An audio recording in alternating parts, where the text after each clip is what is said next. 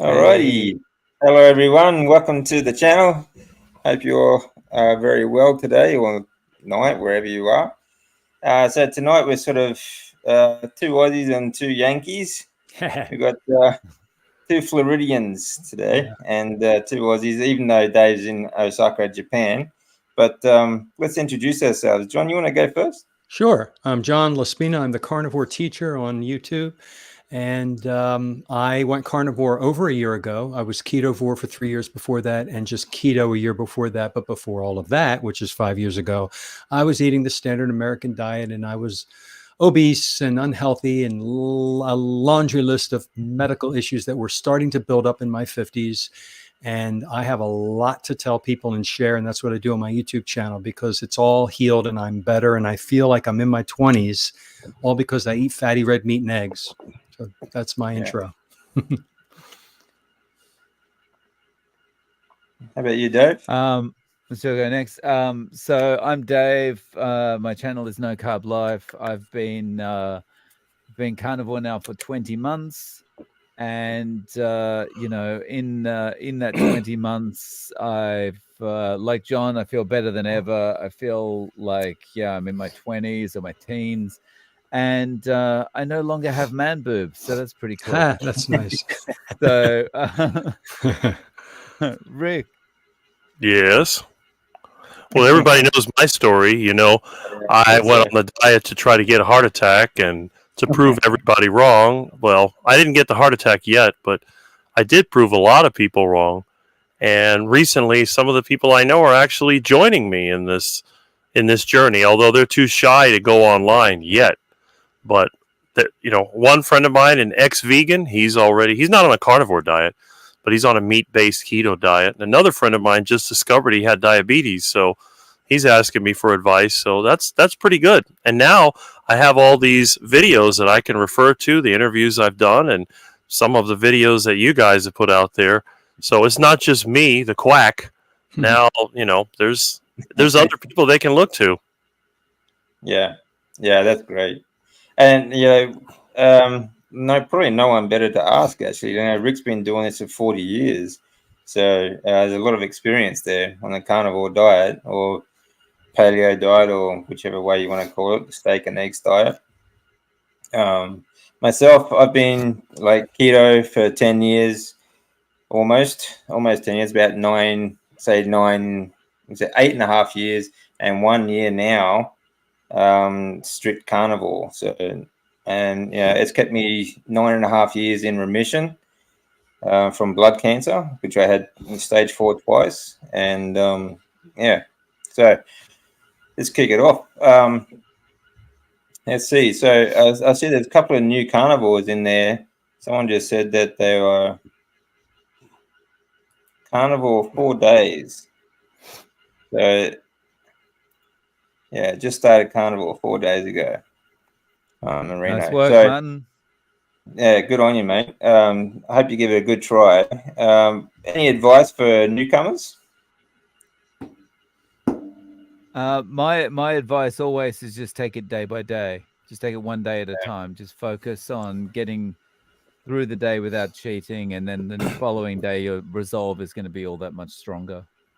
Yeah, very much. How about you, John? I feel the same way.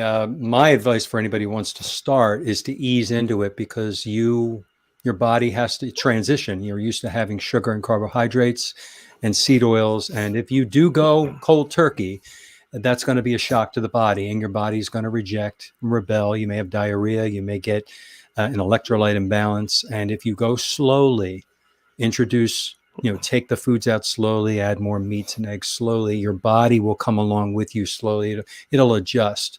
It can be done both ways, but I think it's people will have a better success rate if they do it slowly over 30 days instead of just cut it and just jump right in.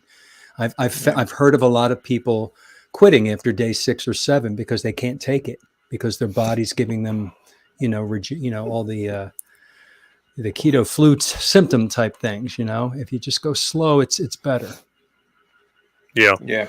Well, it's like my vegan friend, you know. He was talking about how to get on the carnivore diet, but he was repulsed by the idea of eating a steak. So I said, you know what?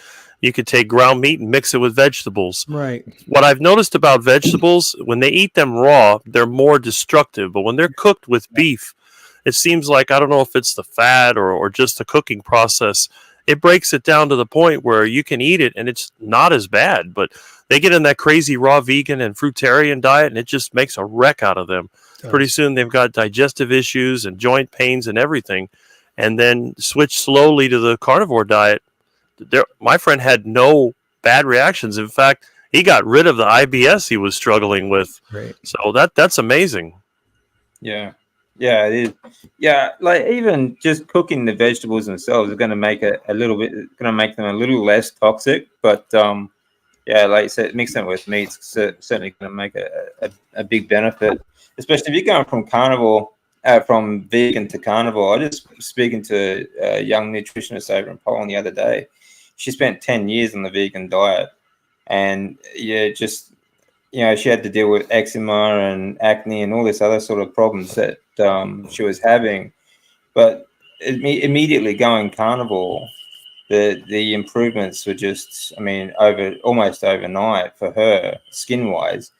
But but again, like when I say that, don't expect your recovery to happen that quickly though. Like it does take time. If you are going from like a standard diet or a vegan diet and you're going to carnivore, it's still going to take you time to recover. Like it might take you a week to recover from IBS. It might take you a month or longer. So don't judge everyone else's chapter 30, but for your chapter 1 either. Just keep going and just take it as it comes each day, like Dave said. Yeah, this is another thing Carrie was just saying, because I told her that I put up a link recently.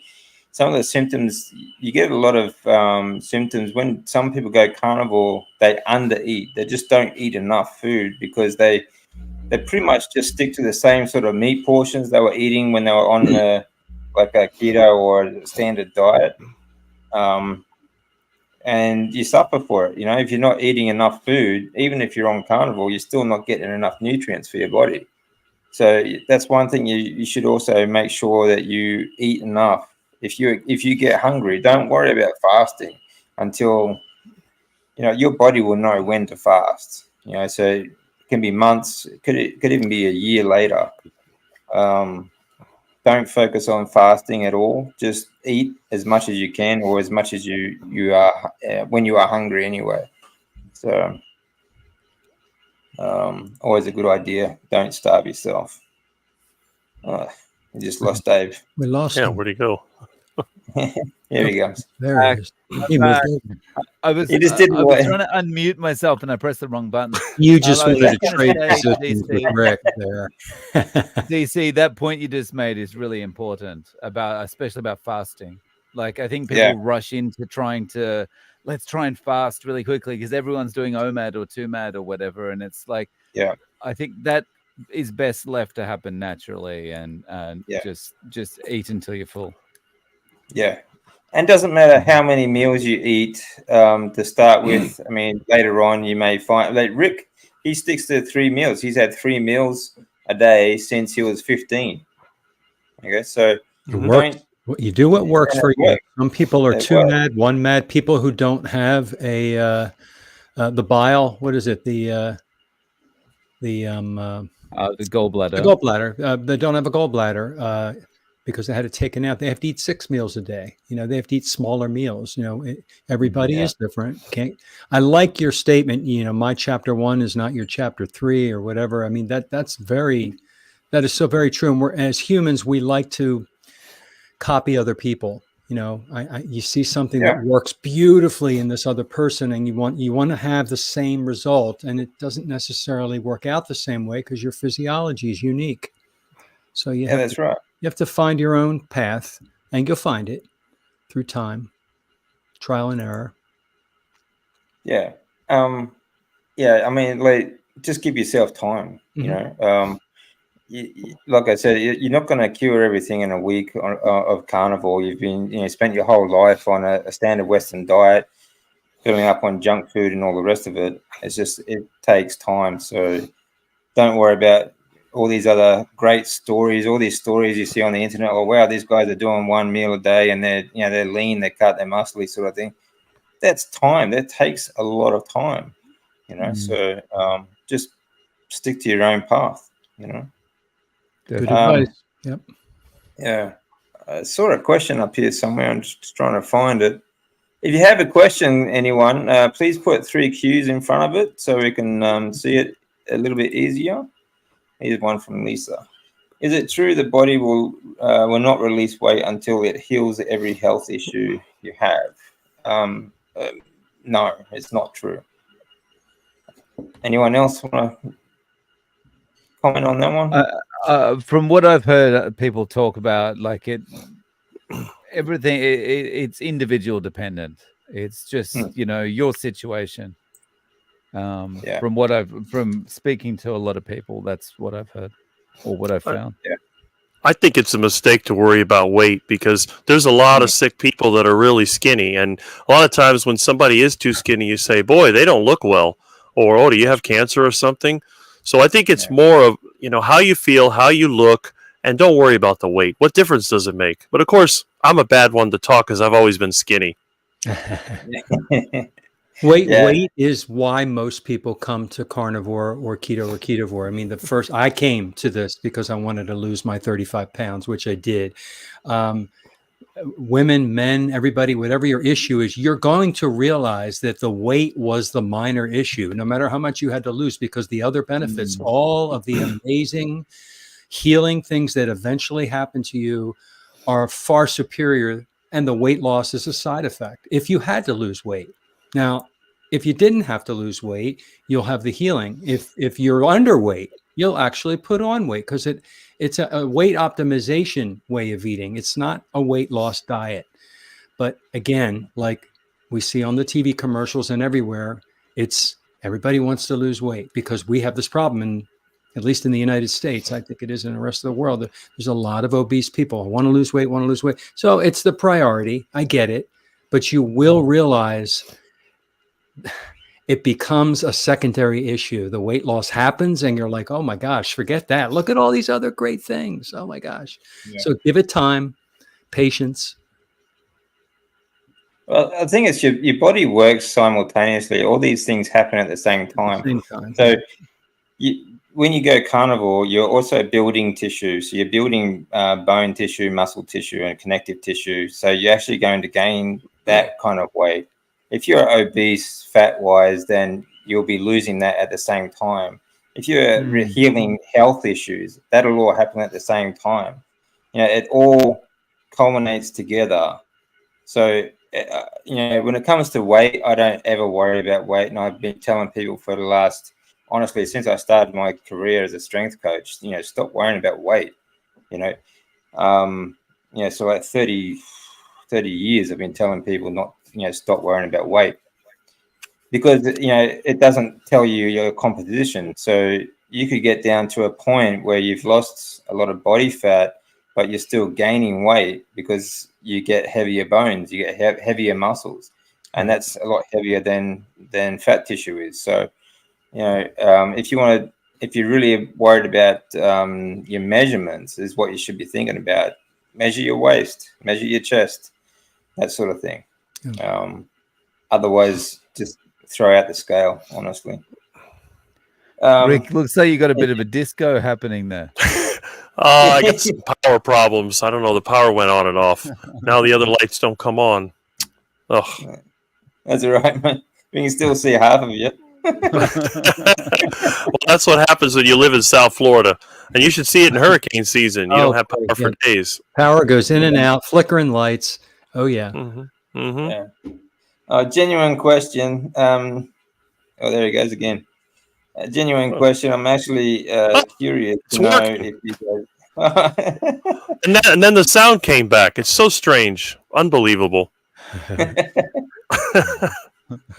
I'm actually curious to know if you guys would know of anyone living over 100 years old, eating mostly carnivore. Oh, I don't know that part. Actually, not personally, but if you read, like recently, I've been reading a bit about Wilhelm Stephenson. He did 13 winters up in the Arctic with the river people, the Inuit and Eskimo, and they lived very long ages. A lot of them were very. They had a very extreme longevity, and all they ate was fat and meat.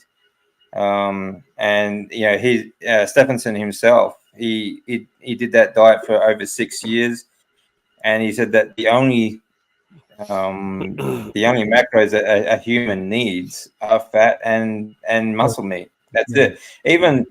Even when it came down to organs and stuff like that, like even the Inuit and Eskimo, they never eat organ meat either. They always just gave that to the dogs. There was always the leaner meats, so they always just threw that to the dogs.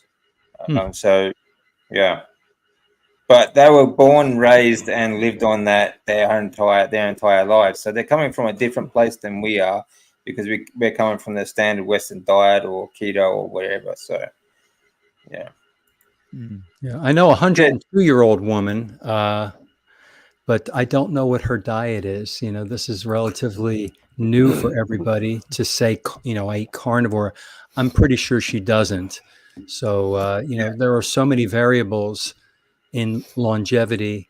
And we do know that we were supposed to live to be 120 years according to the telomeres on our chromosomes. If an accident or something doesn't get us and we are careful and eat healthy, because of all of the wonderful medicine we do have with antibiotics and other things, we don't die of smallpox and all that stuff. We're supposed to live that long. So when we hit 80, that's too early. 90, it's too early. So we will have lots of names for this person to tell them in a couple of decades, because right now we don't know if they're eating carnivore or not. Maybe we'll hit those 8. Maybe we'll be the names. I'm hoping I will be. There's all these. There's a lot of people the blue zones are a good example, right? Most of these so-called blue zones, they omit a lot of facts about every one of these blue zones are high meat eaters. Like the longest living people at the moment are Hong Kong, and they have the highest meat consumption per capita in the world. Okay, so you could go on that. The next would be where the Okinawa people, in Japan, but they also eat a lot of meat. They eat anything out of the sea. They eat any kind of meat from the land, and even though their so-called blue zone BS studies tells everyone that they're vegetarian and vegan, is a complete lie. Yeah, it is. Look at just who are the people that sponsor the production of that video on Netflix, and it's the vegans. Yeah, that's right. I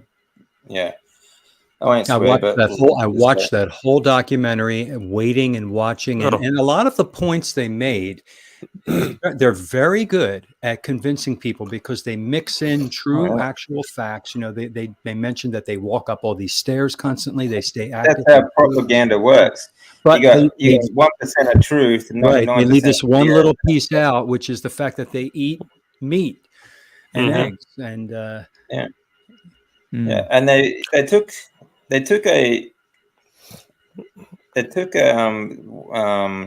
an error. Like they was a anyway. They're talking about one era in Japan's history in Okinawa, where, like, during the war and after the war, there was extreme poverty and extreme starvation. Like, and I mean, they still make movies about this in Japan, about how people were starving to death. Okay, because they didn't have any meat. All right. And then people just couldn't afford it after the war. It just wasn't around. So they start, you get vegans like that Gregor, promoting, Japanese, Japanese eat sweet potatoes. Well, yeah, I mean, they ate anything that would keep their ribs apart at the time. you know, and they do still eat sweet potatoes and veggies now, but in very small doses. Like in winter, they'll eat a sweet potato because it's like you go to a barbecue in winter, like a shrine or something like that, and they'll have it cooking, and people will walk around eating a sweet potato because it's hot, it keeps them warm. But that's it, you know. It's utter nonsense. They're just liars, you know. People like Gregor, he's never ever practiced. He calls himself a doctor. He's never ever practiced. He's not. I mean, he may have a paper qualification, but he's not a doctor. The guy's an idiot. I love the irony of all of everything he does. You know, he has a book, How Not to Age. He makes posts, on Twitter. He makes posts on Twitter that says doing a keto diet is going to make you lose muscle or make your body destroy muscle or something. It's like, arms like twigs, mate. Yeah. He's got arms like twigs. He looks like he's got age spots all over him. He's actually younger than I am. You know, like I've been through years of chemotherapy, and I look younger than he does. You got to be kidding me. Wow. He looks like, honestly, like if he stood outside in a stiff wind, I think he'd break in half.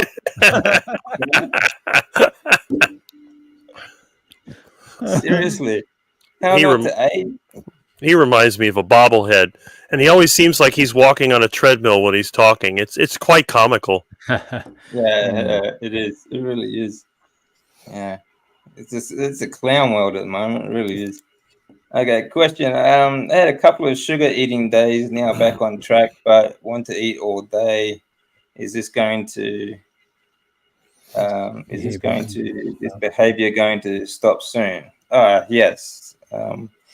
Yeah, this is a good question. Like, the carnivore is also a very good tool. It gives you a way back. Like if you fall off the wagon and then jump back on, like it gives you that way back to a normal healthy eating style pattern as well. You know, so I think it's really good like that. But when you do fall off the wagon, sugar will give you cravings for weeks. You know, it really will. Weeks is right, and it takes a while. Yeah. So it will stop soon, Jackie, but you had the sugar, and that turned on the switch, and you've been eating sugar most of your life. Then you stopped, and then you fell off and had a little bit of sugar, and it just takes you back into that neuron path that you created for decades of your life. So you have to have a big dose of vitamin P for patience, and just go back at it again. And for God's sake, forgive yourself. Forgive yourself. We all screw up. We've all screwed up, and you just go back and do it again. You're going to have success, but there's no magic pill. There's no magic. We're going to do this and boom, you're a carnivore and you lose weight overnight. You know, you have to put the work and effort in, and it takes time. It did. Who was it? Was it Dr. Berry? One of the doctors said, you know, it took a long time to get this way. You know, you don't overnight lose the weight and lose the problems. It took a long time to develop some of the physical issues, if you have any other than weight. So give it time. And then I think another thing you can do 30 years from now, 30 days from now, 60 days from now, and you'll see the progress. But it's going to be 60 days from now. You'll look back and go, wow. Yeah. I think one thing you can do, though, when you do fall off the wagon and you get back on, those cravings will be there, but if you increase your fat intake, will keep you satiated. Okay, so the longer you are satiated with fat, okay, the less the craving will be there. And I know Rick won't have any advice about this one because I don't think he's ever eaten any sugar or has any cravings for sugar. He had sugar when he was a teenager, right, Rick? Isn't that when you started not eating it? I was 15, but the thing is that I got such a distaste for sugar because anything that tasted sweet to me became repulsive. Wow. And it's so extreme that somebody one time, they made me a burger and they put some kind of salt on it. And I found out there was sugar mixed in with the salt. And when I was eating it, it tasted nasty. I said, there's something wrong with this burger. I mean, what is that? Well, I didn't put any sauce on it, but it was the salt that they put on there.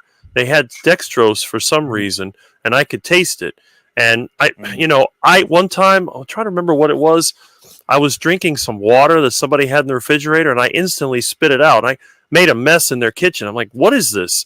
And what it was is they had used the same jar to hold soda, and they washed it out. They put water in it, but I could still taste the sweetness. Wow. So I guess I've gotten so extreme. I don't even like fruit because of that reason.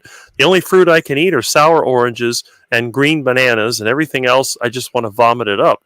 So I guess over time, you just developed an aversion to sugar. Yeah, that's good.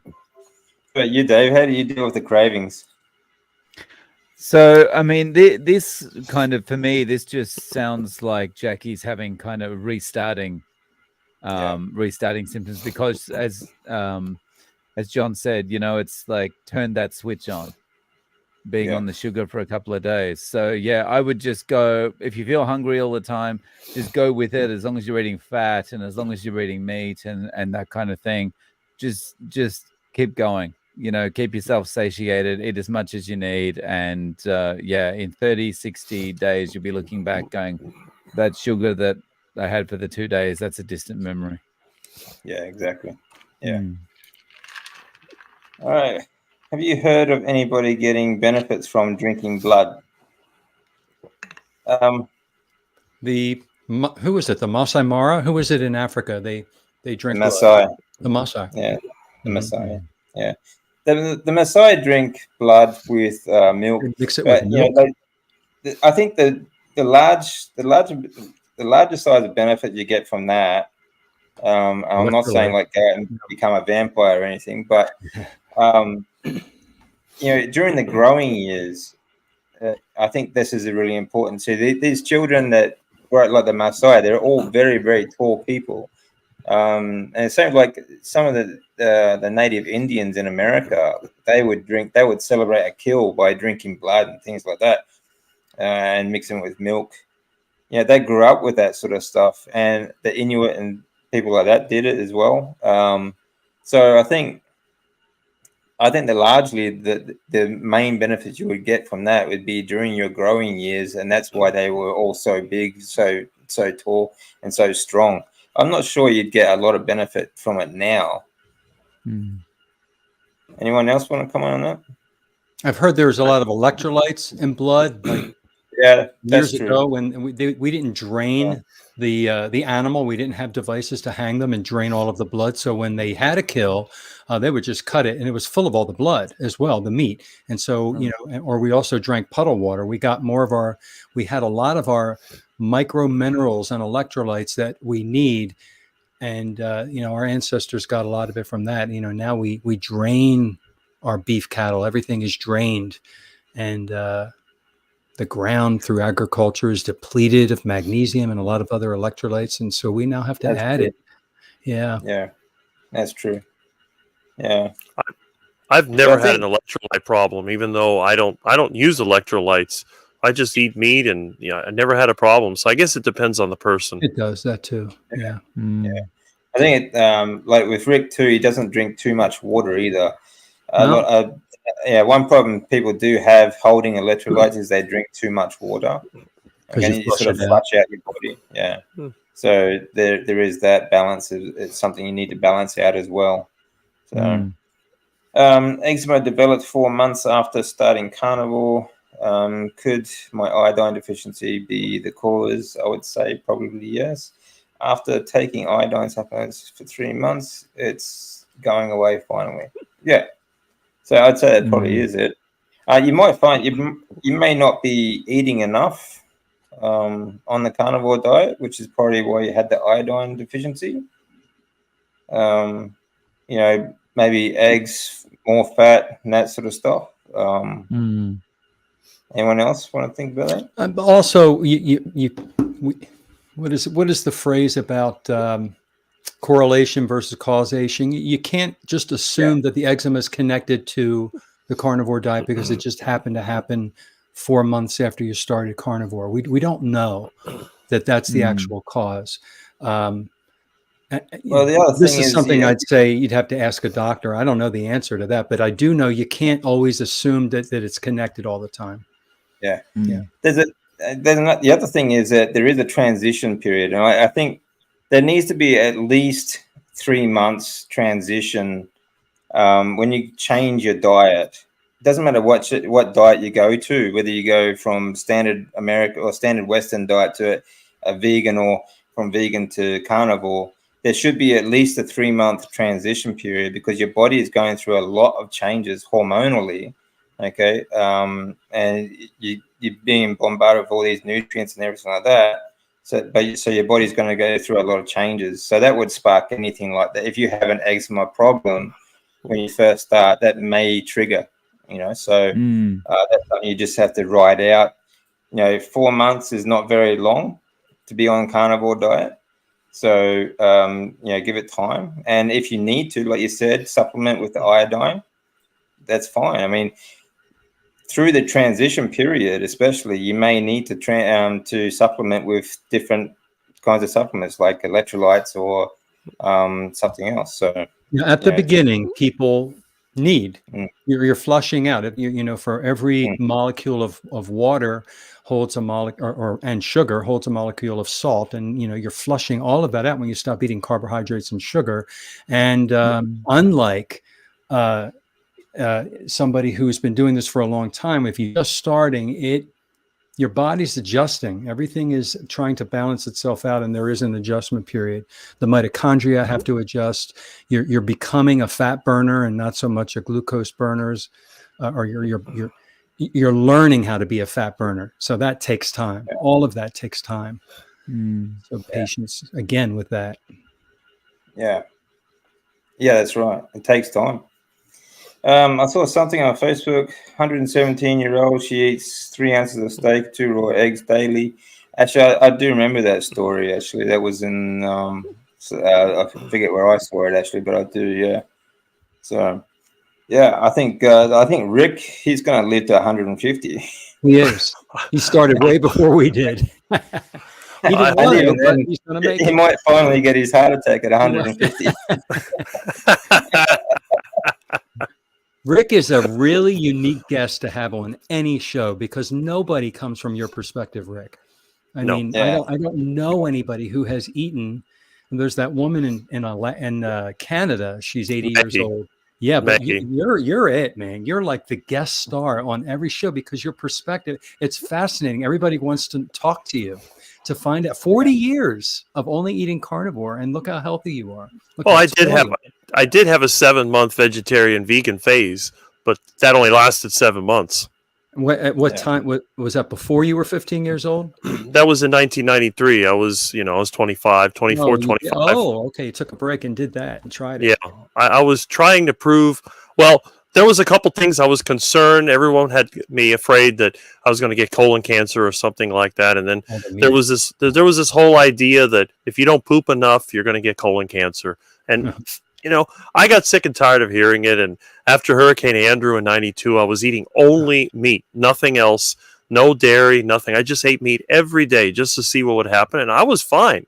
And everybody else I was working with was constantly getting sick and getting injured and all that. And I just kept on working. I had no problem. But then, I got kind of scared. I figured, well, let me try the vegetarian diet. My dad was very health conscious. He wasn't vegetarian, but he tried to avoid red meat. That was the thing. He would eat chicken, he'd eat fish, but the red meat, he thought that was really bad. And he wouldn't even eat that many eggs. He would only eat maybe 3-4 eggs a week. And I was eating a dozen eggs a day. So, they used to tell me that 1 egg was like smoking 2 cigarettes or something like that. So if you're going to have a pack a day, you got to have at least a dozen eggs. So I thought, hey, but the thing was, people kept telling me how bad it was. Then they tell me I don't look healthy. Oh, you're too skinny. All these problems. I thought, okay, I'll try the plant-based diet. But what ended up happening is that it was so bad. After the 4th month, I had nonstop diarrhea. And then I got a terrible flu that just knocked me out. I wouldn't want to eat anything. When I got over the flu, I had no appetite for any vegetable foods or fruits or anything. The first thing I ate was duck eggs. And once I had those duck eggs, I was back to the store to get more meat. And it was just amazing. I remember just how much I didn't want to eat. I hadn't eaten for at least 4 days because I kept throwing up. And just the sight of a vegetable made me feel sick. But then the meat was the opposite. The eggs and the meat, It was like a switch went off. It's like, okay. And ever since then, I've been on the carnivore diet. I will not get back into the vegetarian diet ever because it'll kill me. I mean, I know that vegetables are deadly. Yeah, so this is the thing. I don't know. Like looking back now, like I can't see how anyone can fall for this utter nonsense that like eggs are suddenly bad for you or meat's suddenly bad. It's got us through the ice age. It's got us through like 5 million years of evolution. Yet all of a sudden, like in the last 100 years, meat and eggs are bad for you. Like that's what's killing people. Utter BS. You gotta be kidding. And if you look at the picture that I have from when I was in junior high and how small I was, in fact, I was just talking to a friend of mine 2 days ago that I hadn't seen in 10 years. When I was in junior high, he was taller than me. Now I look at him, he's much shorter. He looks a lot older. I mean, he's overweight and he lost his hair, but I think that's genetic. I don't think that has anything to do with the diet. But you can tell, and you look at him, it's like, man, you look like your dad. And I look at myself, I'm like, well, I don't look that bad. I mean, I don't look like a 20-year-old, but I feel really good, and I don't have any trouble with weight. Everybody I know always has trouble with weight. As they get older, they start putting it on. I do no exercise other than work, and I've never been obese. So it just doesn't make sense. They told you colon cancer, heart disease, you're going to gain weight, and none of those things ever happen. So it really makes you feel like you've been lied to. Oh, absolutely. Well, I did everything. Well, yeah, for the most part. I mean, you always have those like there's times of the year that I would sort of go back and just have a standard Western diet.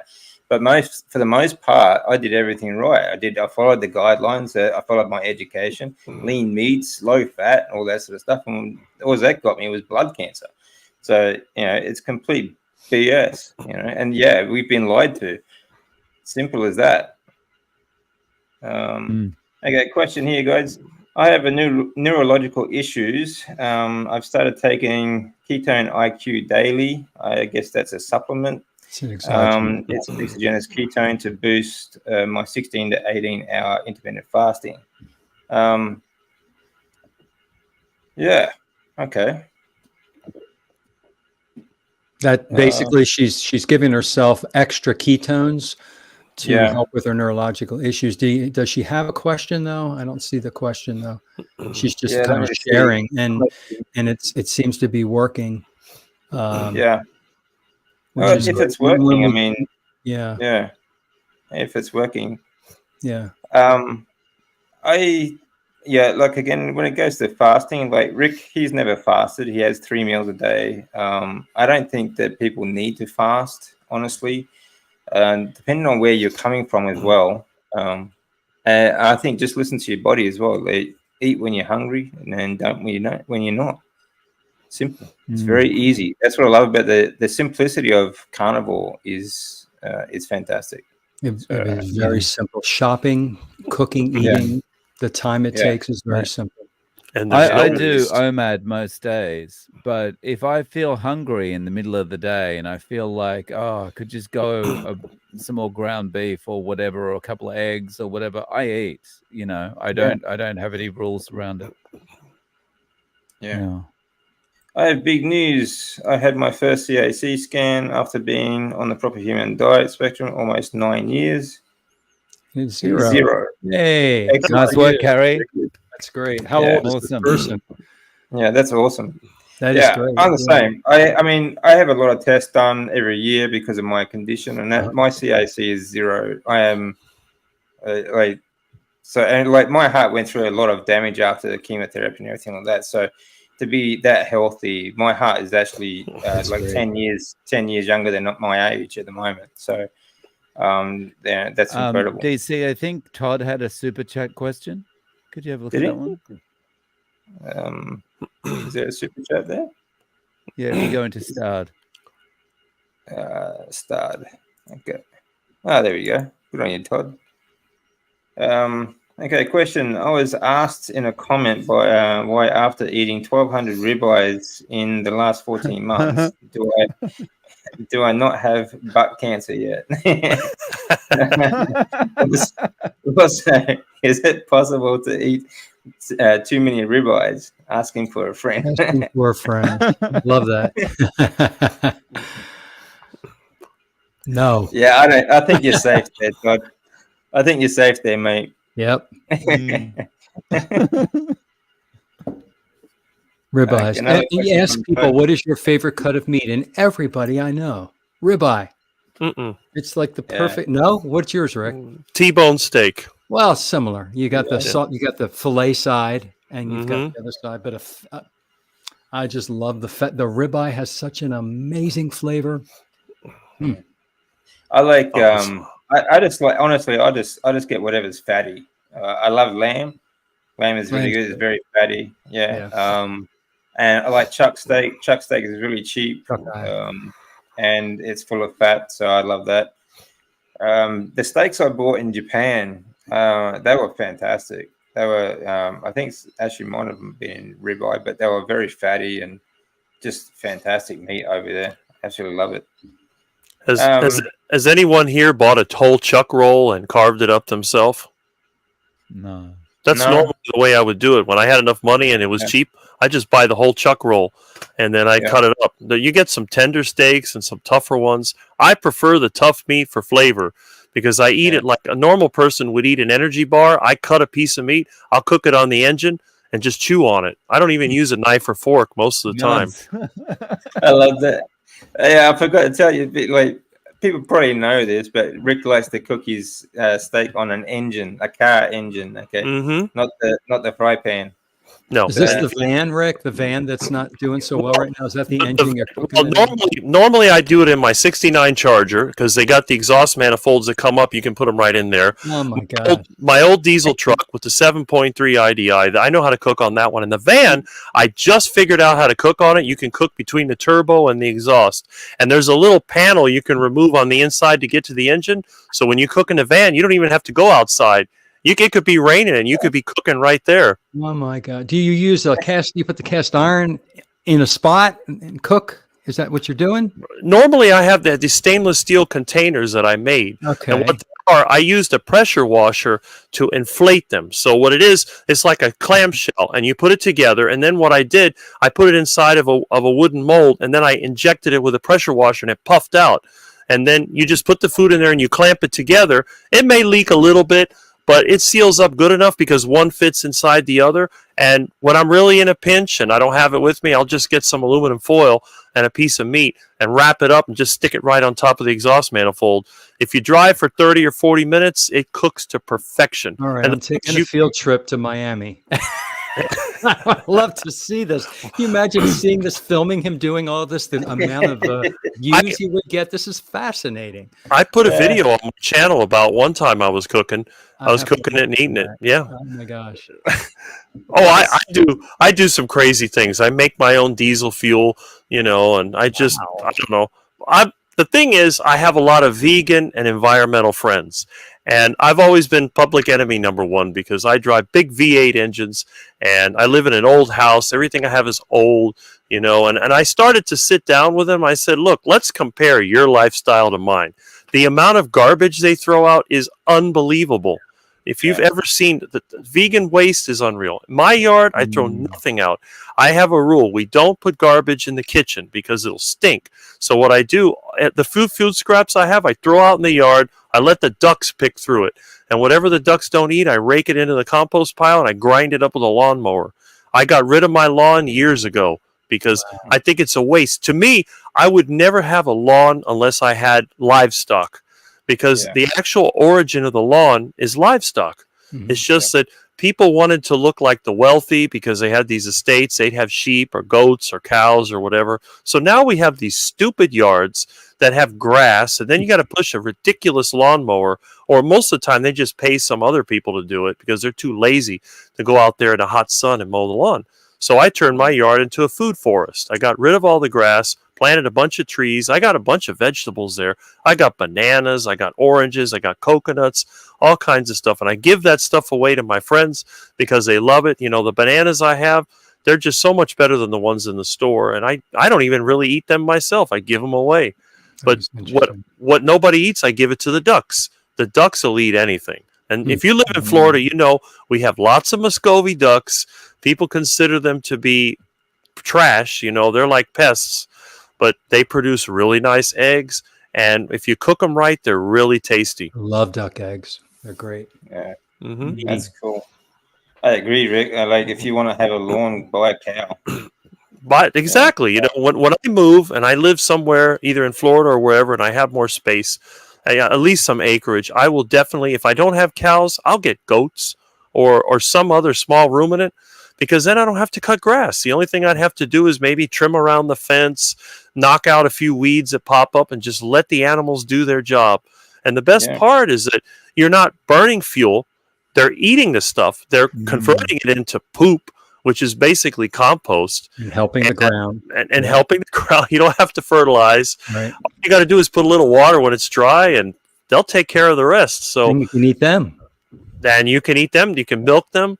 You know, you have all these benefits. So to me, it just seems ridiculous to waste. And I don't get it. You know, you have these tiny little yards with this little strip of grass. What's the point? These houses should all just be trees, which also helps with the air conditioning. My electric bill is usually less than $100 because the whole house is so shaded, you can't even see it from the air. My house looks like an empty lot. You know, when you do those like Zillow, whatever estimates, it shows it as an empty lot. I'm like, no, there's a house there. So it's just, I love plants everywhere I live. I've always had a lot of plants, and I love animals. I live in the city, so I can't have livestock, but I do feed the ducks. Technically, they're not my ducks, but they're always here. And they do a good job, too. They convert garbage into duck poop, which then allows my plants to grow better. So it all works beautifully. I've seen them in your videos. You know, when you open the door and you go outside, they look so happy to see you all the time, too. Sure. He's feeding them. I'm feeding them. That's it. There. I mean, once in a while, you'll have one duck has a bad day when the duck's been super aggressive and killing ducklings or whatever. Then, you know, I'll grab Ducky and I'll prepare him for dinner. But none of the other ducks really see that. He just kind of disappears. You know, I grab him, I take him in the backyard, and I put him in his special pen. And after a couple of weeks of feeding him a bunch of duck food, you know, he pretty much takes care of himself. I got my automatic duck head remover, and one day he puts his head in there to eat, and it comes off, and that's it. And all I got to do now is pick up Mr. Ducky and get that boiling water ready. So it all works out well. And the rest of the ducks, they're happy. They don't know. It's not like anybody's chasing after them or shooting them in the front yard. It just disappears. You know, all of a sudden, Mr. Ducky disappears, and the only thing they can tell is there's a good smell coming out of the kitchen. And the duck scraps, I throw them outside too. Anything I don't eat, and the ducks will eat it. They'll eat duck, no problem. I mean, the ducks love meat. Do you ever do a heart attack duck or just chicken with it? Oh, I've done heart attack duck. Yeah, what I do, I'll cut up the duck into like duck breast. The duck legs are the best. The legs and the wings. The wings are big. Yeah. Well, you know, Muscovy duck is pretty lean, but once you've done it heart attack style, it's definitely fatty. So you got to get the legs. Yeah. Well, you fry the legs, or yes. I fry all the duck parts. Once in a while, I'll use a duck breast to make a stew. Roast duck I don't like because Muscovy duck is too lean and it gets really tough. It's like chewing on an old shoe. So what you got to do, you got to cook it. You either got to pressure cook it or you got to fry it. And a lot of times what I'll do, I'll pressure cook it first and then fry it afterwards. So it's sort of like pre-boiled and then fried. Or the other way is just stew it. Just make a nice little duck stew, and you can mix it with beef tallow, put it in a pressure cooker. It's almost like pressure frying. There's just so many things that you could do with the carnivore diet. It's like, wow. And I look forward to it because whether it's beef, you know, chicken, lamb, iguana, whatever, it's always going to taste good. Iguana. Oh, we have a lot of iguana. Look, have you started this time of year? They're all over. You got to start cooking. They're good. Yeah. You don't eat Rick iguana? a carnivore tried it recipe book, I think. Yeah, you got to try it. Iguana is really tasty. Oh, I have some videos of me catching iguana, cooking iguana. Wow. You know, I love iguana. Let's answer some questions here. Do you think you can eat too much meat? No. I think I don't think so. I think that'd be very difficult. And even when you get like really, really full on carnivore diet, you don't get that bloated feeling. Have you noticed that? You don't get that bloated feeling like you do on carbs. You know, No, the like fat, the if fat you that the protein pairs you, if it satiates you, so you don't want to yeah, eat at a certain point, yeah, but you can't have too much. Eat meat. That's yeah, what we do. We eat meat. yeah, that's I right. I can get pretty stuffed on meat. I can knock out 4 pounds of meat, and then the problem is, it's when I get to the point where I can't swallow anymore, I have to stop eating. So Yeah. that's what happens. I don't really get stuffed, but you get to the point you're trying to swallow and it won't go down. Sometimes you have to spit it up. Wow. But I know I've learned from experience. You start feeling full, stop, because I could eat and eat and eat. I don't have any off button when it comes to eating meat. I keep seeing meat, I keep eating it until I can't swallow it anymore. But I learned my lesson. Don't push it. Yeah, yeah, that's right. And the Yeah. best part is, since I eat multiple times a day, it's not like I have that one meal a day nonsense. I can put the meat aside, wait 4 or 5 hours, and enjoy some more of it. It's just so good because you never get tired of good meat. At least I don't. Yeah. No, that's right. Yeah. I mean, you just don't get that same feeling. And like we said, like you don't have to eat everything in one meal. Like Rick says, if you can't eat a massive amount of food just once a day, spread it out over the day. Have smaller meals. 3, 4. Even if you have 5 meals in a day, that's listen up to to you. your body, right? Just listen to your body. Everybody's Yeah. different. Some people just do great on one meal. Some people need 3 meals, 2 meals. Yeah. But you brought up a good point, because you talk about bloated. I don't really know what that's like, but like, for example, today I had 2 pounds of meat and then I had to go to the store. I got on my bicycle.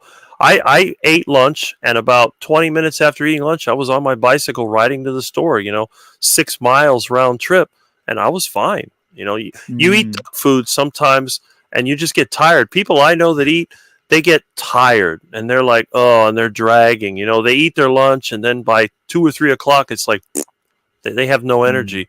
But with me, it's different. Now, what happens sometimes, I get to the point where I've worked really hard and I'll sit down and boom, I fall asleep. I'll fall asleep during the day, sometimes for up to an hour, and then wake up. It's like, what happened? It's like when I go to bed, like now, when I go to bed at 11:30, 12 o'clock, all of a sudden, boom.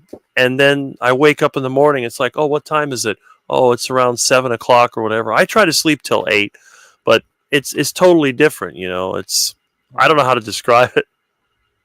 Rick did not say you can milk a duck. He was talking about the lambs. Didn't you say you would have, if you had a lot of acreage, you would also have lambs, and there's a lot you can do with the lambs, he said. And one of the things in the list that he said was he could milk them, which is true. Yeah. Right. Goats, whatever he said. I forget Goats, what it yeah. was. Not lambs, goats. Yeah. Watership Downs. Yeah, he does. I have to look that up. You see, you should ask Dave about organic material that comes from fish. Keto cookout flashback. There you go, Dave. There's a question. Dave. So when I was on the keto cookout, I was asked what was I think one of the questions I was asked was, what was one of the weirdest things you ever eaten? And I had to think about it, and I thought the weirdest thing I've ever eaten is shirako. You know shirako, DC? Which one? Shirako. What is that? Shirako. Yeah. So basically, it's like fish. Oh, the intestines. It's like fish semen. Oh, Oh, okay. Okay. Yeah. Yeah. So that's a delicacy in Japan, is it? and had it. so that it's one of those Like I things. said, Japanese eat anything that came out of the ocean. Like, I mean, First anything. and last time that I ever had that, but yeah, it's it's an experience. Yeah, I think they can keep that one. Probably the strangest thing I've eaten in Japan was crickets, deep fried in, and they had like a syrup on them as well. It's like crickets in a. I was at a bar in a town called Ishinomaki. It's probably not there anymore. It's probably at the bottom of the Pacific. But yeah, we were out there drinking one night, and they pull out like this bowl of crickets, and it's just like eating a bowl of peanuts. and instead of eat them like peanuts. So like, yeah, that was weird. That's the weirdest thing I've eaten there. But apart from that, I mean, they eat everything Japanese, like, and they eat animals like nose to tail, like that. Even the bowels. Okay, like it's quite a delicacy to eat the bowels, like, because of the collagen content of the animal. So, yeah, I think unnecessary, but there you go. But yeah, they make it. The Japanese make the presentation is outstanding. They make it look good. So whether we think it's gross or not, that's all from perspective. I know everything I ever ate in Japan looked amazing. Yeah, they're obsessive. They're obsessive compulsive when it comes to. You look at the gardens.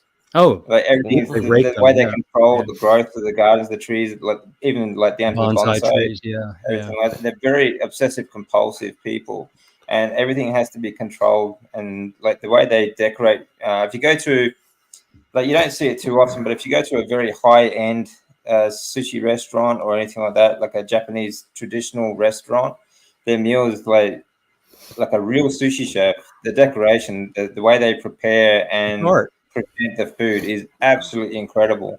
Like they cut flowers into these vegetables and even make. They'll dress it like it looks like a rose, like a beautiful rose out of salmon, out of actual fish meat. It's incredible what they do. It really is. You talk about weird eating. I think I have everybody beat when it comes to weird foods. I mean, I could iguana eggs, duck testicles, snails, all kinds of stuff. If it's moving in my yard, it probably ended up in my kitchen. And he cooks it in his car engine. So you do have everybody beat, Rick. In my 49 years, I've never seen a duck testicle. How do you extract that? Is that by guillotine as well? Oh, once you gut out the duck, the testicles, they have a pretty good sized penis and they have testicles. They're very easy to find. If you've ever seen a duck mate, you'll know what I'm talking about. I mean, that thing's got to be like this long. I mean, it's huge. Wow. And you just follow it back. The testicles are about that big. They're like, about that size. Really? Yeah. Wow. You'd be surprised what's inside of a duck. Those Muscovy ducks are pretty, they're pretty big fellas. Oh, they can be 15 pounds. I mean, they can grow pretty big. Rick, are they the ones with the bumps on their head? That's the one. We have them all over Boca Raton. We also have Egyptian ducks. Do you have the Egyptian? They're pretty. The Egyptian geese. The Egyptian geese. Yes, we have. I have videos of them too when I go over to the canal. So we have them. They're not as numerous. We have mostly Muscovy duck. They're and always in pairs, the geese. The geese pair up, but the ducks don't. The ducks will mate with anything that moves. And the ducks are big. I mean, they look fat. They look. They are. They waddle. They have very low body fat, but they are huge. They look fat, though. Yeah. Oh, but if you've ever, you got to make sure that when you catch them, before you cook them, you got to feed them bland duck food, because otherwise they're going to be really strong tasting. They're going to taste something like metal and dirt and all that. Wow. So the trick, you got to catch them alive. If you want to have a good duck experience, catch them alive and then feed them. Yeah, feed them a lot of duck food, a lot of rice and fruit and all the nasty duck food. And that'll get them to the point where they start getting fattier and they get softer. Right. But when they're in the wild, they're tough as nails. I mean, these things, it's like chewing on a rope.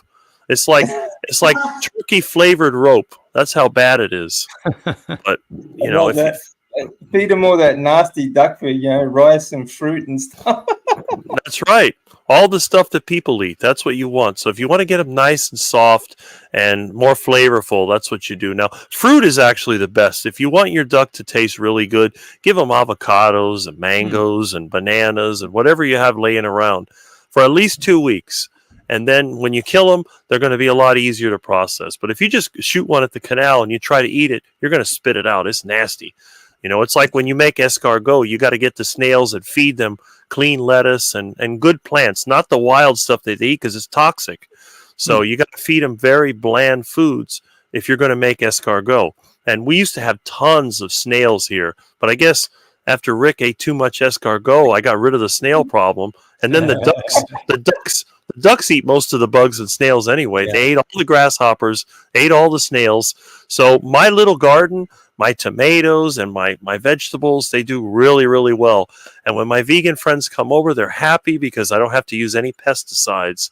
But once in a while, I'll catch a bug in there. I just say, here, ducky, ducky, ducky. And I show them the bug and they gobble it up. You know, I get big roaches. You know how it is in Florida. We got them flying roaches. I catch them in the kitchen. I never kill them. I take them outside. I let them go. They're bigger in Japan, the roaches, though. I remember that. They are? Oh, yeah. But the thing is, 99% of the roaches I put outside only live 2 or 3 seconds because pretty soon you hear the duck feet, you know, you hear them running, and they scoop it up. I think they like Rick's house. They love that all the ducks come to Rick. They love my house. In fact, even when I ride my bike, sometimes I was giving them duck food. I pick stuff out of the dumpster at the Presidente supermarket, and they'll line up and they'll wait for me. They'll eat out of my hand. You know, they're super friendly. And generally, when I cook duck, what I do, I try to see who the nicer ducks are, and I let them live. The ones that are kind of mean and aggressive, I cook them. That's how it works. All right. I save a lot of ducklings that are orphaned. I save injured ducks. I'm like the neighborhood duck man. Every time somebody has an injured duck, they bring it here. It's good incentive for the duck to be gentle and nice to you, mate. Behave. I rescue them out of the storm drain all the time. I have videos on that as well. So, you know, but, you know, every now and then you get one that's super aggressive. And I take care of them. And I tell my neighbors, you know, as long as I live here, we will never have a duck problem. We've never had an invasion of ducks. Some streets, people feed the ducks. There's hundreds of them, and they're everywhere. You can't even walk on the sidewalk. There's so much duck poop. Around here, there's never more than 20 to 30 ducks. Because when the population gets too large, I take care of the problem. I also eat most of the eggs. So we don't have a lot of ducklings. You know, we were losing at least half. They get eaten by birds, they get run over, whatever. I got them under control. So around here, the duck population is very, very stable. Rick will never starve. That's a good thing. The question here, any advice for the deer in the headlights looks I might be getting while I eat large steak and plenty of fish without eating any vegetables? Yeah, I think just ignore it. Yeah. Tell them you're on the heart attack diet. Put your arm around your plate and say, no, this is mine. Just tell them you're on the heart attack diet. That's what I do. Pretend you've got a twitch. Yeah, they'll leave you alone. They'll move to the next table. Okay. If you're all right, don't worry about it. All right. Oh, I see the confusion. The complication now about the duck milk with Rick. That's not an udder, and that's not milk. Well, he did say how long it was. You know. All you got to do is look up on the internet Muscovy duck mating, and you'll see. Yeah. Now I'm going to look. Mm-hmm.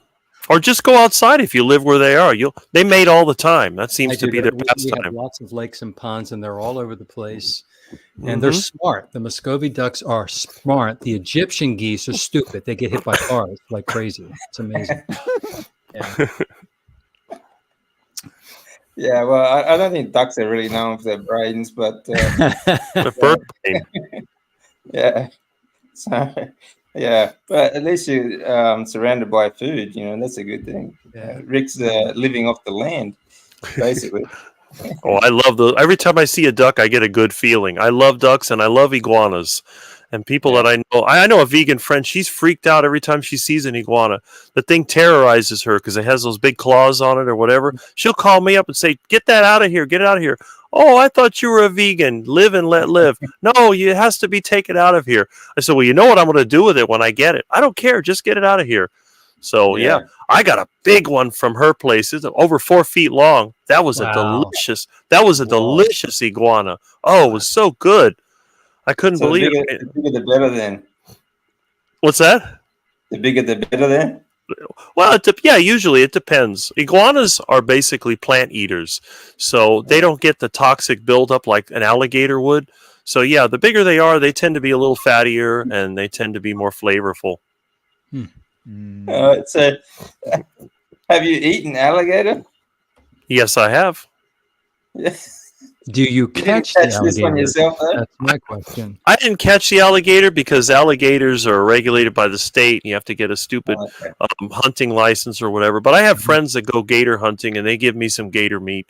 And Okay. personally, I prefer iguana. I like the flavor of iguana. I really don't like eating carnivores. I'd rather eat vegetarians. Is Yeah. the taste any somewhat similar, or is it completely different? It's similar.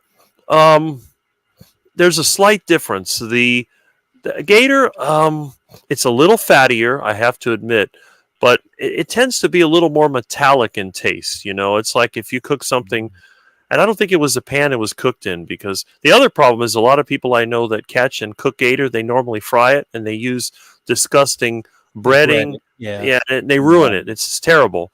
The smell of it is enough to make you sick. So I had to just give it to me and I cook it myself. I get pork rinds and eggs and I cook it heart attack style. So when I cook the gator, it tastes better because I was using beef tallow. What I do, I normally get the beef trimmings that they throw out at the Presidente supermarket or the Winn-Dixie, and I'll render that into tallow in a crock pot. And then when I get enough of it, I'll just put it in a pot, turn it on the stove, and melt it down until I can fry with it. And, you know, like I said, I mean, you don't have to bread it, but it makes it better because if you don't bread the reptile meat, it gets kind of tough on the outside. So what I do, you just get eggs and, you know, get a few eggs, chicken eggs, duck eggs, whatever, roll the meat around in that, and then get your pork rinds, just mash them up with your fist, roll it around in that, chuck it in the hot tallow and fry it up. And it's really good. Oh, and it does not taste like chicken. Chicken tastes different. Says, does it taste like chicken? It depends. I think it depends on how you cook it. Because like I've had crocodile here in Australia, and I agree with Aid here. It tastes like chicken that's been washed in a dishwasher. 100%. You know, that's what it tastes like. Like it's just, I don't know, just a weird taste to it. The problem is a lot of times people say things taste like chicken. I think a lot of it is because of the crap they put on the chicken. Everybody puts this stupid breading on the chicken and they ruin it. Yeah. You know, even chicken. If you've ever seen my video on heart attack chicken, and other people have made heart attack chicken, all it is just beef tallow frying chicken. It has a crunch to it. It's delicious. And that's the one thing I do put salt on. I do not put salt on beef. That's the one thing I don't put anything on beef. No spices, no salt, nothing. I cannot stand salt on beef. But on chicken, it's delicious. And even on iguana, like when I stew iguana, I like to put salt in the water because it makes the iguana more flavorful. You know, the iguana the skin of the iguana is almost like a glue. You know, it can stick to your fingers, and it's almost like that stuff they used to make out of horses' feet, that sticky glue. But when you put salt in there, it helps break it down. So you just kind of learn from experience when you cook. You know, same thing like when you're cooking duck, it's best to cook duck in beef fat. It's when it tastes the best. I mean, you can stew it in water, but generally reptile meat, if you want it to really taste good, you want to boil it in water first because it plumps up the meat. If you were to get like a rattlesnake or, you know, a lizard or whatever, and you put it right in a fryer, it's going to shrink and it's going to get really tough and it's going to be very hard to eat. But if you boil it first, and then you can put it in the refrigerator to keep it for a little bit or dry it off, and then you can put some pork rinds and fry it up, and it's going to be tender and it's going to be so good. And if you want to use spices, yeah, you can do that. I just don't. But I know a lot of people, they like paprika or you know, whatever. I'll put that in there. I don't care. But for my own use, I just like to just fry it up as it is. And the chicken, like I said, I will salt it afterwards, and sometimes I'll salt the iguana afterwards. I make my own salt. What I do, I get the groundwater from down in the Keys, and then I'll just dry that in a tray out in the sun, and the salt crystallizes. So that's where I get my salt from. And then I have to use a little grinder to grind it up because it sticks together. It's like a big block. So, you know, it's not like the stuff you buy in the store. That's amazing. Yeah, I like anything done in tallow. I think it's this is the best way to cook anything, whether it's chicken, beef, or anything else. When I was in Japan, especially, they like almost deep fried. Like they give you like a tallow block when you buy a steak. It's awesome. and it's almost like deep frying your steak in the pan. It's fantastic. That sounds good. Nice and, yeah, it's wonderful. It's crispy on the outside and still sort of rare on the inside and juicy. Fantastic. You're making me hungry. Yeah, you too. It's out in the mouth water as well. Yeah. That's the problem. I go to a butcher shop and all of a sudden I'm salivating. It's like my mom used to say, "You're worse than a kid in a candy store." I can just imagine that. Everyone, kids are always like go to a supermarket, a candy store, like, Mom, give me the Mars bar, give me them, this, give me this candy. Over at the meat in the butcher shop, give me a steak. When I was a kid, they used to give us candies as a treat when I was in school, and I hated it. So I'd put it in my pocket, and then sometimes I'd forget about it. I'd come home, my mom would wash clothes, and that candy would go all over the washing machine and make a big mess. And I got yelled at. Why did you do that? But eventually I found out if I crushed it up, I could give it to the ducks that were near the school. Again, with the ducks. The ducks, yeah. That's why I love ducks so much. I'm a total quack. I mean, everything I have, I'm just duck. I love duck. Yeah. I got duck bookends. I got duck, duck candle. There's duck stuff everywhere. As adults now, I go into, we have a Whole Foods or all these really specialty grocery stores, and I'm like a kid in a candy store, but in the meat section. I look at all the expensive cuts that I can't afford, and I say, wow, look at that prime rib. Look at that cowboy ribeye. And I mean, and they present them beautifully too. So we're like that now as adults, as carnivores. We go ooh and ah over the meat like we did with candy as kids. Yeah. Well, yeah, that's true. I was the one kid that didn't like cakes and candy. I always thought cake reminded me of a dish sponge. It looked nasty and it tasted even worse. The only dessert, what was the only dessert I liked as a kid was Jello. I always loved Jello. But that was sweet. Yeah, actually, yeah. Oh, there was one Jello. I hated the red one, and I hated there was a light green one that was really good. It was some kind of a lime Jello. But then I love the lime Jello. It's good. The lime Jello I always liked, and then I discovered they had something called Knox gelatin, which my mom had in the kitchen, and she said, "Oh, that stuff is nasty, flavorless." Right. And I started eating that, and then I said, "Mom, can you make me some Jello?" "Oh, what do you want?" "I want that Knox Jello." Ew. And I used to like cod liver oil. That was another thing I really liked as a kid. I love that now. That was a treat for me. That's good stuff. I can imagine. Like when I was a kid, we'd have Jello with like bits of fruit in it. Rick would have Jello with bits of steak in it. Yeah. There you go. I've actually done that when I cook pork, because a lot of times when you do like a pork stew, you have all that gelatin that's left over. I'd put it in the refrigerator, and then I'd eat it like later on in the day. So I still do that. I like the flavor of it. I don't like the sweetened version. I like the regular version. I want to answer Paul's question there, if I can, and then you guys can. Yeah, Ikura is the most amazing. I freaking love it. I wish I could have it every day. If you guys have ever had that, it's so good. It tastes really good. It tastes a little bit like soy sauce, right? Yeah. Delicious. And omega-3s out the wazoo, like I said. That would be my preference. I mean, you get omega-3s from fish too, but like you get omega-3s from your beef fat and pork as well. So you don't have to specifically eat fish to get omega-3s. You don't know, but they're very high. You get a larger quantity very high because of the fat. The sardines, any of the smash fish, if you know what smash is, the acronym. Sardines, mackerel. Out of that choice, though, I'd take salmon. Actually, I really like salmon, especially raw.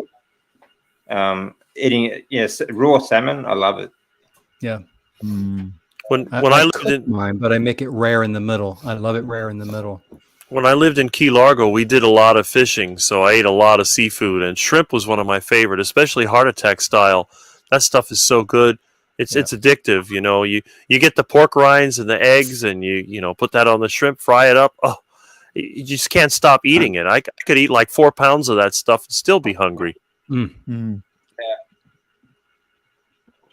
Hey, Nicole. Hey, Nicole. Hey. Yeah, I mean, you The don't. coleslaw. I mean, fish is great. Don't get me wrong, and they are very high in omega 3s, but they're high in omega 3s because they eat other fish. And beef fat, pork fat, they are also very high in omega 3s. So you don't have to specifically eat it for that, but it is nice. And I would take raw salmon actually as over anything else. I think raw salmon and raw tuna actually I like the most. Oh, I love that sashimi. Outstanding. Mm. So delicious, Yeah. like butter in my Yeah. mouth. Oh, Yeah. yeah. Yeah, it really is. It's fantastic. I love it. Yeah, raw tuna is the best. It's great. Like one of the hard things I find about carnivore in summer, like it's summer here in Australia, so most of your meals are cooked, and sitting down and eating a hot meal on a hot day is not real. It's not very comfortable. So that's what I love about sashimi. Like if you can get some fresh fish like that, raw fish is good. Yeah. One thing I miss shrimp cocktail sauce. Yeah, I don't miss any sauces. Honestly. I mean, No, I don't miss. I've made tartar sauce carnivore style. How do you do that, Rick? Well, Yeah, instead what's in it? of using seed oils, you use a mixture of yogurt and lard. And then if you want to add spices to it, you can do that. I mean, a few spices isn't going to kill you. But really, I mean, it's mostly that nasty mayonnaise. And I think they add, I don't know how they do it commercially, but usually I just They add make ketchup, carnivore. Yeah. The what? They add ketchup. I believe That's a and cocktail horseradish. sauce, yeah. But Cocktail sauce. I What are you always- talking about? the tartar sauce. Tartar sauce is Tartar mayonnaise sauce. and relish, I believe. Right. Yeah. That's what it is. So, Pickles. the mayonnaise is easy to make because you can make Right. it out of lard. Any You don't fat. have to use, any fat. Exactly. Yeah. I mean, before they started using the seed oils and stuff like that, there are things that we used to make like dips and everything else. We used to use lard and dairy style like milk and stuff like that as well. So I suppose there are alternatives, but for me, I don't miss sauces at all or any kind of dipping. I just don't even think about that stuff anymore. Yeah. For me, as long as I've got salt, I'm good. Yeah. I have a lot of friends that like sauces, so I've learned ways of making them. When I was taking care of my mom, I also made her a sauce because she loved that tartar sauce. She also liked that stupid Thousand Island dressing on the salad, so I kind of rigged that too. But my mom wouldn't eat steak. That was a big problem. It was a constant source of aggravation. You're trying to take care of your elderly parents, and they don't want to do anything that you want to do. So what are you going to do? Yeah, that's hard. When they get, Yeah. I mean, you kind of see their point. Like they're sort of at the end of their life. They just want to do what they want to do. But that they can be healthier and live longer if they just follow what you're eating. Well, I used to tell my mom because she said she wanted to die. I said, well, if you want to die, join me on the heart attack diet. We'll get it over with quick. You won't have to suffer. Have a big fat steak. Have some heart attack chicken. Maybe. Oh no, I can't eat all that meat. I don't like it. Okay, well, whatever.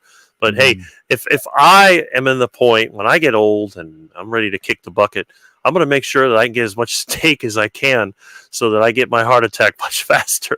Load up with as much fatty steak as I can get. Start injecting it into the veins.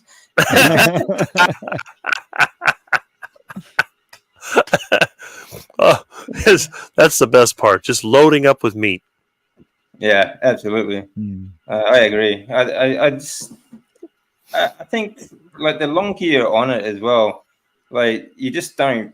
I don't think about or miss any other food now at all. It gets so easy. It's so simple. You just appreciate the fact that like I just love having that steak there or the ground beef or something like that. So it's great. I just think it's good. All right, guys, I've just got about 10 minutes left here, and so if you've got any questions, please get your questions in now, and otherwise we'll be going in about 10 minutes. Any words of wisdom for newcomers? Just eat meat. That's simple. I love Courtney Luna's. Out of the four of us, the wisest thing to come out is just eat meat. I love Courtney Luna's little catchphrase, which is just eat meat and question everything. Oh yeah, It's yeah. You got to question. I mean, as I said at the beginning, my advice is always the same: just take one day at a time. Don't think about 1 year from now or whatever. Just one day at a time, and you're more likely to succeed. I agree. Yeah. I agree. And mine, I would just add eggs, meat and eggs. One of my favorite meat is when I break an egg yolk into the ground beef or on top of my meat, a poached egg on my meat. I love that creamy yolk. It just makes my carnivore life happy. I love eggs in my meat. I do pork, poultry, fish, and eggs as well, but and I do fish, but meat is king. It is the preference, and as we know, ruminant is healthier. Yeah, fresh eggs are great too. Like, actually, I will say instead of any kind of sauce, try if you have fresh eggs, like use that as your sauce. Just dip the meat in the egg itself. Oh, it's so good. Like, it's wonderful. It tastes fantastic. Like, you just in a bowl, just blend up an egg, okay, a nice fresh egg, and then just as you're cooking the meat, just dip it in or cut up the meat, just dip it in the egg and eat it like that. It's fantastic. It tastes absolutely wonderful. Much better than any sauce you could put on a steak, for sure. Eggs are also good for heart attack burger buns. You mix them with pork rinds. Yeah, I've made those. Okay. Never called them heart attack, but I like that you call everything heart attack when you use lard or tallow. Oh, that's the whole idea. Well, have you ever seen the Heart Attack Grill in Las Vegas? I have not, but I've heard. I've heard of it. Yeah. Yeah, everything there is supposed to be, artery clogging, high fat.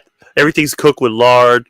That's the whole idea, which I think is so funny because some of that stuff isn't that bad. Yeah. Yeah. Where is that in Las Vegas? Do you remember? Like, is it? It's on Fremont Street. All you got to do is look for Heart Attack Grill. There's only one. All right. And he does have another restaurant. I think it's called Snappy Burger, where they have like a movie. They have some kind of a monitor outside where they can watch a movie and have a burger. But the Heart Attack Grill, that's the one. I think if you weigh more than 350 pounds, you get to eat for free. Oh, jeez. Wow. Oh, Jesus. When you said the other place is called Snappy Burger, I was thinking maybe they sold alligator burgers or something. That's funny. Yeah, I think it's called Snappy's Burger or something. It's like a mini drive-in movie and a burger place. I just found out about that last week. But it's the same guy that has a Heart Attack Grill. But, again, everybody used to tell me, if you eat this way, you're going to get cancer, you're going to get a heart attack. Well, I don't want to get cancer because my mom had cancer, and but heart attack sounded like fun. I mean, you go, and then you drop dead. It's because you're going to die anyway. I mean, we're all going to kick the bucket sooner or later. So why would you want to just be old and weak and barely hanging on and people wiping your rear end and living in a nursing home when you could just go out there and have that big juicy steak, and one day you go, boom, and you fall over, and that's it. By the time the rescue comes, it's like, nah, don't take him to the hospital, take him to the morgue. Yeah, exactly. I feel exactly the same way, mate. Like I've been through the chemo, and I guarantee you, a heart attack would be a lot more pleasure. See, this is the point I want to make about this diet. My advice to people is very simple. Have fun. If you have fun, you're going to stay with it. If you're torturing yourself, you're not going to do it. You're going to go and you're going to eat the duck food, and you're going to do whatever everybody else tells you to do. But if you're having fun with a carnivore diet, and you're being your own person, you can enjoy, find the foods you enjoy. Don't listen to other people. Oh, you're going to have a heart attack. Say, good, I'm going to have a heart attack. I'm looking for that. That's the key to my style. It wasn't about trying to get rid of a health problem. It was about having fun and being rebellious. That's all. Yeah. I think that in itself is cool because just being yourself, learning to find yourself. And there's a lot of variety in all of the meats. I mean, we can do a lot with it and have fun with it. I mean, if you just listen to Rick, I mean, who would have thought to do some of the things that he does, and he's having a blast. It's giving me ideas. It's like, oh my gosh, I'm gonna go get some breading going and eggs. And I think put on your big boy pants as well, because you don't need to have something sweet with every damn meal. Right. And stop obsessing over food. Stop. People are these days. The thing about carnivore diet is it frees you from the kitchen. You're not spending the whole damn day in the kitchen. Go out and enjoy the day, right, with intricate recipes that take forever to make things, and the cleanup is so easy. Yeah, that is such a good point. Making your food interesting. Make your life interesting, not the damn food. Yeah, well, the thing is, when you're on the carnivore diet, you can have a story behind the food, where you bought the meat or where you killed it. There's all kinds of stories that goes behind it. And like you said, cleanup is easier. You don't generating a bunch of waste. You don't have a bunch of garbage you got to deal with and rotten food in the refrigerator. And that's the worst part. I clean out houses after people have moved out or died, and you wouldn't believe the amount of garbage I have to deal with. It's crazy. But in the freezer where the meat is, that's the easy stuff to get. If it goes bad, you boil it up, give it to the ducks. But hey, I eat some of that stuff myself. I found some delicious steaks that were just sitting in the freezer. Some of the stuff's been sitting there a couple of years. It makes you wonder why they even bought it. And this is a really funny thing. People buy so much food they don't eat. And I can't figure out what that is. Every place I've been to, even my friends, they give me stuff for the ducks. They have tons of food they never even touched. It's like, why did you buy it? And I think what it is, when you're on that goofy diet, you get all these, it's impulse buy. You get all these ideas. I'm going to eat this. I'm going to eat that. You never eat it. But when you're on the carnivore diet, you know exactly what you're going to eat. It's like putting fuel in your truck. You don't overfill it. You don't keep putting it in there until it overflows over the gas tank. You put enough in there, and every so often top it off, add a little bit more. That's the way we are. We're just fueling up with our good stuff. That's right. Yeah. Your body craves nutrients, But yeah, like I said, try, don't worry about making your food interesting. Just make your life interesting, All right. So we got 1 minute. Dave, anything you want to say to anyone before we go? What are you doing on your channel at the moment? On my channel right now, interviews, but I'm also trying to put out some kind of content that might be a bit interesting. It might be a bit funny, like I put out some content reviewing that Kellogg's CEO that was talking about how we should have cereal for dinner and stuff like that. So I'm trying to mix it up a little bit, but mainly the interviews coming out. I mean, again, that another good reason for the carnivore diet is to put like leeches like that out of business. Because that's what they are. They're parasites, these people. How about you, John? I'm repopulating my second YouTube channel because the first one got deleted. I'm going on I'm doing like little chats like this. DC just interviewed me. I did an interview this morning with a new person that I didn't know about before. I'm trying to remember his name. I think his name was Ben something. Great guy, lives in Mexico, and just trying to get a variety. Like I'll do some how to make things, my how to cook whatever videos, and I'm trying to think of a variety of things to put on there so people can see different things, and that's keeping me busy. Yeah. How about you, Rick? You're not doing anything? I'm just working. I'm just trying to get things done, dealing with all the problems in my real life. But March will be the official 40 years since I started Carnivore. So hopefully I'll be able to make a video on that. And I've seen people with 100 days, 300 days, 500 days. Well, mine would be like 16,000 something days. That's what the title should be. Do the math and figure out the. Amateurs day 16,000 and I'm still not dead.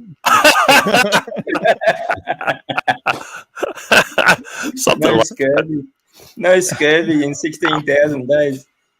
I mean, one day I'm going to quack and that's going to be it. But for now, I'm still here. So the vegans are going to have to put up with me a little bit longer. Rick's going to be 150 years old. He'll die of a heart attack, and the vegans will say, it's a meat that got him. They will. You see, we said he would. He told you he gave a heart attack because of the meat. They used to tell me, because I'm hot all the time, you have high blood pressure. But I pull out my thing, it's like 90/60. I don't understand it. How can it be? Because I mean, but they used to tell me I was going to have a stroke because it's too low, but I don't have any problems. When I work outside, it goes up. My blood pressure can go up and it can go down. I don't have a problem. It's not, And I used to say, I told my dad, I said, look, people only get the artery clogging in the arteries. They don't get it in the veins. Why is that? Well, I don't know. Because that's the side that's got the high pressure. That's what I thought. You know, it's stretching out. It's being damaged. So if you're eating a heart attack diet, you have low blood pressure, something must be good. I don't know. I mean, I should have had super high blood pressure, all them fatty meats and, you know, duck and iguana and who knows, all those eggs, a dozen eggs a day. You know, can you imagine how many cigarettes that is? It's terrible. That's a whole other podcast, that one. But yeah. All right, guys. So we're going to leave it there. Thanks for joining us today. Really appreciate you all joining in. And if you are looking for recipes and stuff, I did a cooking video yesterday. So very, very carnivore cooking video. One recipe, one ingredient, one ingredient man burger. That's all you need. That's all right, it. guys. See ya. All right. All right, guys.